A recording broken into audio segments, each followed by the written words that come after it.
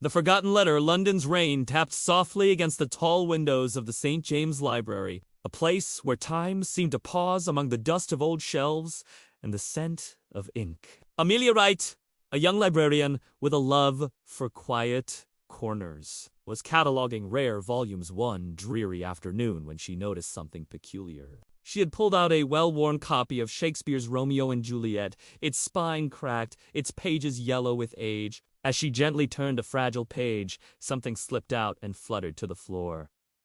A folded piece of paper. Her curiosity flared. Carefully, she opened it and gasped. It was a letter, written in elegant cursive, dated 1914. The year war had shadowed England. My dearest Eleanor, if fate is kind, I shall return to you before the roses bloom again. Until then, keep faith in my words, for they are bound to you as Juliet or Romeo. Yours eternally, Thomas. Amelia's heart raced. Who was Eleanor? Who was Thomas? Did he ever return? Why had the letter been hidden inside Shakespeare for over a century? For a moment, she forgot the present, lost in the romance and tragedy between ink and paper. But the question gnawed at her.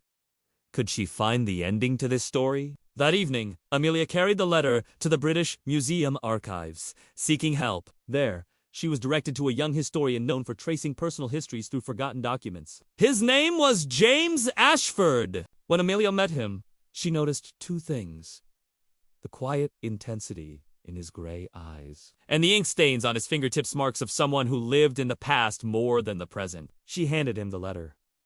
He read it silently, then looked up. This is remarkable.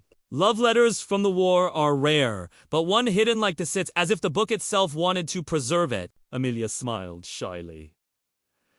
Can we find out what happened to them? James's lips curved. If you're willing to join me in the search, Miss Wright, I'd say yes. Days turned into weeks as Amelia and James unraveled the mystery. They scoured war records, combed through old newspapers, and dug into parish registries. Each discovery pulled them closer, not just to Thomas and Eleanor, but to each other. Amelia found herself lingering in the archives even after hours, sipping tea with James while they pieced together clues. He teased her for her meticulous notes. She teased him for the ink smudges he always forgot to wipe off his face. Maybe the letter wanted us to find it, Amelia said one evening, her voice softer than usual. James looked at her thoughtfully. Maybe it wanted us to finish their story. At last, their search bore fruit. They discovered that Thomas Hughes had been a young soldier from London, while Eleanor Whitcomb was a schoolteacher in Kent.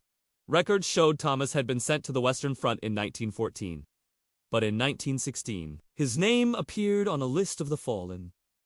Amelia's heart ached. So he never returned. James touched the fragile paper of the letter, but he loved her, enough to leave behind words that lasted longer than his life. Their research revealed Eleanor had never married. She had continued teaching until her death in 1965. On her grave, someone had carved a single line from Shakespeare.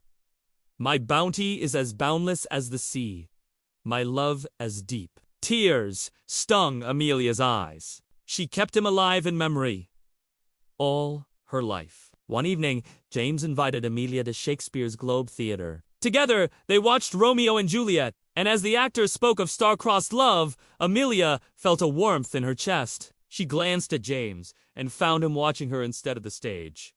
What? She whispered, cheeks flushing. He leaned closer. Perhaps some love stories aren't meant to end in tragedy. Her heart stuttered.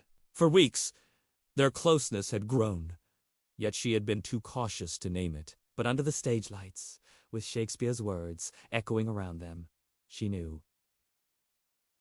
their story was beginning. The next morning, James asked her to meet him at Kensington Gardens. Autumn leaves scattered across the path, golden against the damp grass.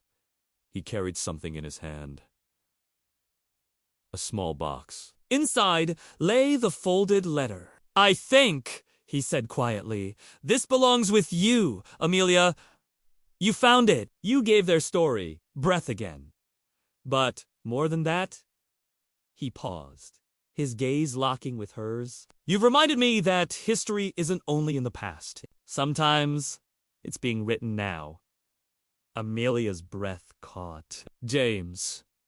He smiled faintly, nervous in a way she had never seen. What if their letter brought us together? What if we're meant to be the ending they never had? She felt tears prick her eyes, but this time they were happy ones. Slowly, she reached for his hand. Then let's write our own story, one that doesn't end in forgotten letters. He kissed her then, under the turning leaves, and the city seemed to hush around them. Months later, the library displayed Romeo and Juliet in a glass case. The forgotten letter beside it, labeled, A Love Remembered.